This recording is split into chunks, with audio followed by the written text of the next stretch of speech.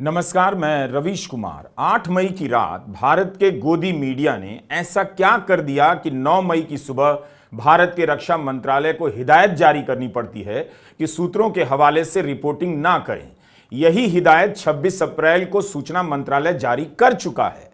लेकिन जिस तरह से 8 मई की शाम गोदी मीडिया ने अनाप शनाप कवरेज किया, 14 दिनों के भीतर अब रक्षा मंत्रालय को वही हिदायत जारी करनी पड़ रही है कि सेना की ब्रीफिंग में जो बताया जा रहा है उसी का इंतजार कीजिए और सूत्रों के आधार पर जानकारी साझा न करें। रक्षा मंत्रालय ने अपने ट्वीट में लिखा है कि सारे मीडिया चैनल और डिजिटल प्लेटफॉर्म या कोई भी व्यक्ति रक्षा मामलों से जुड़े ऑपरेशन का लाइव कवरेज ना करें, सेना की गतिविधियों को ना दिखाएं, इससे सेना को नुकसान हो सकता है। आतंक विरोधी कार्रवाई के मामले में कवरेज करते हुए जिम्मेदारी निभाने की उम्मीद की जाती है। 8 मई की रात जिस तरह से गोदी मीडिया ने झूठी खबरों का प्रसारण किया है, जनता के बीच अफरा तफरी मचाने वाली खबरों का प्रसारण किया है, उससे लेकर हर जगह बात हो रही है कि क्या यही हमारा मीडिया है। जिस तरह से जम्मू पर हमले और कराची पर कब्जा हो गया की खबरों को पेश किया गया, उससे हर तरफ भ्रम फैल गया। एक तरफ भारत पाकिस्तान के प्रोपेगेंडा का जवाब देने में लगा है, लेकिन दूसरी तरफ गोदी मीडिया की झूठी खबरों ने उसकी परेशानी बढ़ा दी है। तभी रक्षा मंत्रालय को याद दिलाना पड़ा कि सूत्रों के हवाले से रिपोर्ट ना करें, जो प्रेस कॉन्फ्रेंस में बताया जा रहा है उसका इंतजार करें। इधर देश में यह सब हो रहा है और उधर भारत ने पाकिस्तान के प्रोपेगेंडा का दुनिया भर में जवाब देना शुरू कर दिया है। भारत के राजदूत विदेशी चैनलों पर जाने लगे हैं और सभी सवालों के जवाब शालीनता और धीरज के साथ दे रहे हैं। इसका उल्लेख इसलिए कर रहा हूं ताकि आप दर्शक देख सकें कि इस वक्त जब पाकिस्तान भारत पर घात लगाने की कोशिश में है, उस समय दुनिया के सामने अपनी बात कैसे रखनी चाहिए। तभी आप समझ पाएंगे कि गोदी चैनलों पर जो झूठ चल रहा है, उन्माद चल रहा है, उससे सूचनाओं को लेकर उनका मजाक उड़ेगा और भारत के राजदूतों को परेशानी हो सकती है। इन सवालों का जवाब देना पड़ सकता है। युद्ध के समय समाचार माध्यमों की विश्वसनीयता ऐसे ही संदेह के दायरे में होती है, लेकिन गोदी चैनलों ने सबसे पहले विश्वसनीयता को ही ध्वस्त कर दिया ताकि किसी को संदेह ना रहे कि खबर सच्ची भी है। उनका बेलगाम होकर झूठ बोलना भारतीय राजदूतों और सरकार के प्रवक्ताओं की मेहनत पर पानी फेर सकता है।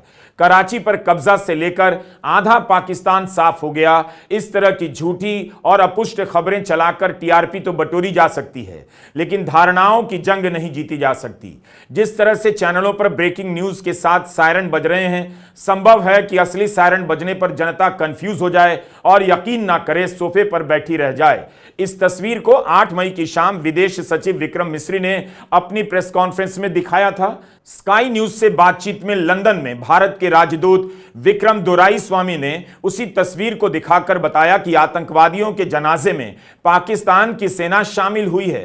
तथ्यों के साथ वे तर्क कर रहे हैं कि पाकिस्तान पर दुनिया को दबाव बनाना चाहिए। यह काम दुनिया को अंतर्राष्ट्रीय स्तर पर 30 साल पहले करना चाहिए था, लेकिन नहीं किया गया। सीएनएन पर अमेरिका में भारत के राजदूत विनय मोहन क्वात्रा ने कहा है कि भारत के हमले का यही उद्देश्य था कि पहलगाम में जिन्होंने हमला किया उन्हें न्याय के कटघरे में खड़ा किया जाए। जब पूछा गया कि क्या भारत और पाकिस्तान के बीच युद्ध चल रहा है और क्या यह पाकिस्तानी मुसलमानों और भारतीय हिंदुओं के बीच कोई युद्ध है, तब विनय मोहन क्वात्रा भारत के राजदूत ने साफ साफ कहा कि हमारा युद्ध आतंक के खिलाफ है। भारत का युद्ध आतंकियों और पाकिस्तान का समर्थन प्राप्त आतंकी इंफ्रास्ट्रक्चर के खिलाफ है।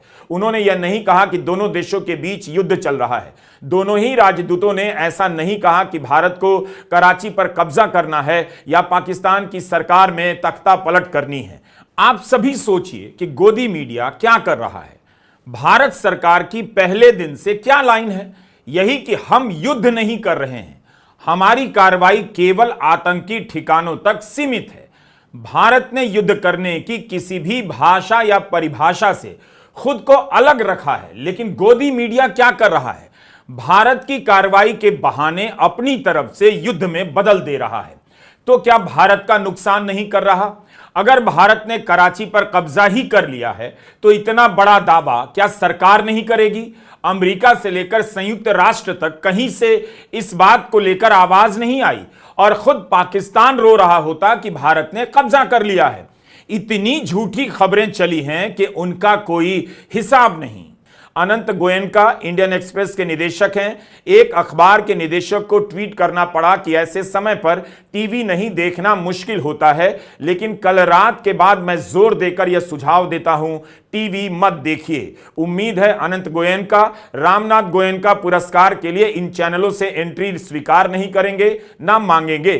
तो इसी देश के एक बड़े अखबार के निदेशक को कहना पड़ रहा है कि आप टीवी मत देखिए। आपको याद होगा कई साल पहले अदानी पूर्व एनडीटीवी में काम करते हुए मैंने कहा था, गोदी मीडिया मत देखिए, देखना बंद कर दीजिए। तब लाखों लोगों ने गोदी चैनलों को देखना छोड़ दिया। जिस वक्त में पत्रकारिता को विश्वसनीय होना था, उसी वक्त में चैनलों की पत्रकारिता का यह हाल है कि एक अखबार के निदेशक को सरेआम कहना पड़ता है टीवी मत देखिए। आखिर कैसे अखबारों में छपा है कि भारत ने कराची तबाह कर दिया, आधा पाकिस्तान साफ कर दिया, पाकिस्तान में भारत की सेना घुस गई।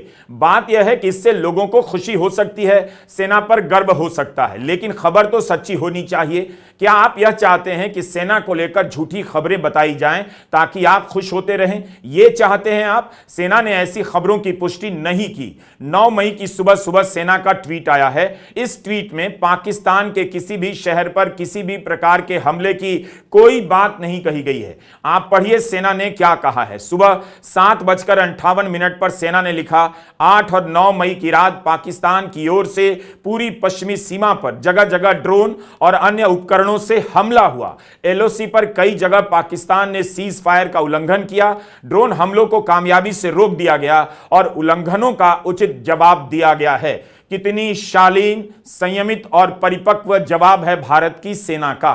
भारत की सेना की दुनिया में अपनी एक साख है, उसकी एक गरिमा है।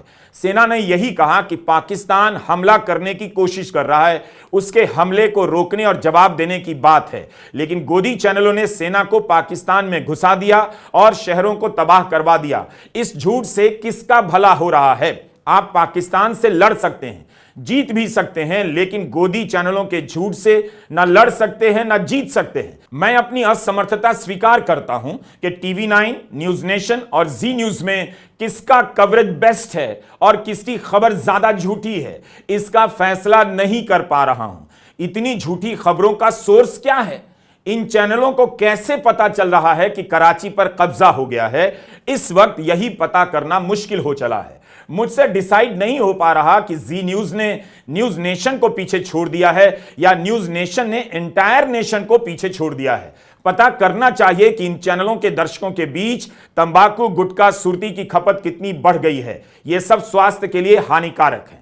हम ओरिजिनल थंबनेल आपको नहीं दिखा रहे, हो सकता है तीनों चैनलों को बुरा लग जाए, इसलिए उनके थंबनेल पर जो लिखा है उसका संग्रह आपके लिए किया है, उसकी प्रस्तुति बदली है, मगर लिखावट, हेडलाइन का टेक्स्ट सेम है। न्यूज नेशन ने एंटायर नेशन को बताया है कि पाकिस्तान के 5 शहर तबाह हो गए और टीवी 9 ने बताया है पाकिस्तान के 25 शहर तबाह हो गए। आईएनएस विक्रांत उड़ाया कराची एयरपोर्ट, पाक के 4 फाइटर प्लेन सेना ने गिराया, पाकिस्तान के 5 शहर नक्शे से हुए गायब, भारत के कब्जे में आया पीओके, डर कर भाग गए शहबाज शरीफ और असीम मुनीर, मैच होने से पहले उड़ा दिया पाकिस्तान का स्टेडियम। टीवी 9 की यह हेडलाइन है, भारत का पलटवार, पाकिस्तान के 25 शहर तबाह, लाहौर, इस्लामाबाद और सियालकोट में जबरदस्त हमला, आईएनएस विक्रांत ने कराची पोर्ट को किया तबाह, सुबह सुबह पाकिस्तान के 6 शहर पर टूट पड़ी भारतीय सेना। अब जी न्यूज की हेडलाइन देखिए, पाकिस्तान के कई शहरों पर कब्जा, कराची नक्शे से गायब, पाकिस्तान का आर्मी चीफ गिरफ्तार हो गया तख्ता पलट, पाकिस्तान की राजधानी इस्लामाबाद पर कब्जा, भारत का खौफ, बंकर में छिपे शहबाज हाफिज, मिली लोकेशन। सुबह सुबह भारत ने उड़ा दिए पाकिस्तान के कई शहर। न्यूज नेशन के अनुसार पाकिस्तान के प्रधानमंत्री शरीफ भाग गए हैं और जी न्यूज के अनुसार पाकिस्तान के प्रधानमंत्री की लोकेशन मिल गई है। क्या आप तय कर सकते हैं कि किस चैनल को पुरस्कार दिया जाए, जिसने पाकिस्तान के प्रधानमंत्री के भागने की खबर बताई या जिसने उनके लोकेशन मिलने की खबर बताई? इन 3 चैनलों के थंबनेल से आपको क्या पता चला? यही कि भारत ने कम से कम पाकिस्तान के 5 और अधिकतम 31 शहरों को तबाह कर दिया है। पाक अधिकृत कश्मीर से लेकर कराची तक भारत के कब्जे में आ गया है। जी न्यूज का चयन इसलिए किया क्योंकि हाल ही में फिल्म अभिनेत्री रिया चक्रवर्ती के बारे में जब सारी खबरें झूठी निकली, सीबीआई ने सबूत न मिलने पर उनके खिलाफ केस बंद कर दिए, तो जी न्यूज के संस्थापक और अब खुद को मेंटोर कहने वाले सुभाष चंद्रा ने रिया से माफी मांगी। इसके बाद भी जी न्यूज ने कोई सुधार नहीं किया। लगता है सुभाष चंद्रा अपना चैनल नहीं देख रहे हैं, कहीं ऐसा ना हो कि उन्हें एक और माफीनामा लिखना पड़ जाए। 8 मई की रात गोदी चैनलों पर झूठ की बम्बार्डिंग हो गई। ऐसे ऐसे बम्बास्टिक झूठ बोले गए कि दर्शक परेशान हो गए कि सही खबर क्या है। हमने आपको 3 चैनलों के थंबनेल के बारे में बताया, लेकिन और मेहनत करेंगे, आप भी करेंगे तो पता चलेगा कि सभी चैनल इस तरह की हरकत करते रहे। आपको यह अंतर समझना होगा कि गोदी मीडिया झूठी खबरें चलाकर अनाप शनाप दावे कर भारत का भला नहीं कर रहा है। आप भारत के साथ एकजुटता के साथ खड़े रहें हैं भी, लेकिन इस गोदी मीडिया के झूठ का साथ कैसे दे सकते हैं। प्रधानमंत्री मोदी को भी तुरंत संपादकों को बुलाकर बात करनी चाहिए कि यह सब क्या चल रहा है। भारत का पक्ष इन चैनलों से गायब है और भारत के पक्ष के नाम पर इनके एंकर अपनी अपनी मनगढ़ंत बातें चला रहे हैं। उम्मीद है आप इतनी सी बात समझने की स्थिति में अब भी हैं। यह अभिजीत अय्यर मित्रा हैं, इन्होंने एक्स पर पोस्ट कर दिया कि खुफिया जानकारी के मुताबिक कम से कम 2 रॉकेट गोल्डन टेंपल की ओर आ रहे थे जिन्हें गिरा दिया गया। इन बातों से कितनी अफरा तफरी मच सकती है। इस पर शिरोमणि गुरुद्वारा प्रबंधक समिति ने कार्रवाई करने की मांग करते हुए एक लंबा जवाब लिखा है कि सरकार के पक्ष के बिना छापी गई इस झूठी सूचना को हटाइए। सरकार ने अपनी तरफ से उन 15 सैन्य ठिकानों की जानकारी दी है जिन्हें 7 मई की रात निशाना बनाने की कोशिश की गई, मगर इस व्यक्ति ने खास तौर पर इस तरह से जानकारी दी है कि जैसे अमृतसर में श्री हरमंदिर साहिब ही एकमात्र निशाना थे।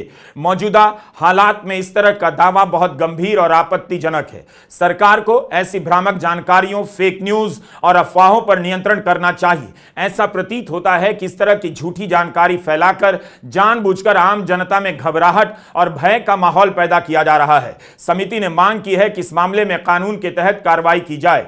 अपनी तरफ से पीआईबी ने भी ऐसे भ्रामक वीडियो का खंडन किया है जिन्हें अमृतसर का बताया जा रहा था। बताया है कि यह तस्वीर 2024 में जंगलों में लगी आग की है। यही नहीं, इन सबको पता है कि झूठ से जनता में बेचैनी बढ़ रही है, तो अब यह झूठ को ही राष्ट्रीय महत्व की संपत्ति बताने में जुट गए हैं।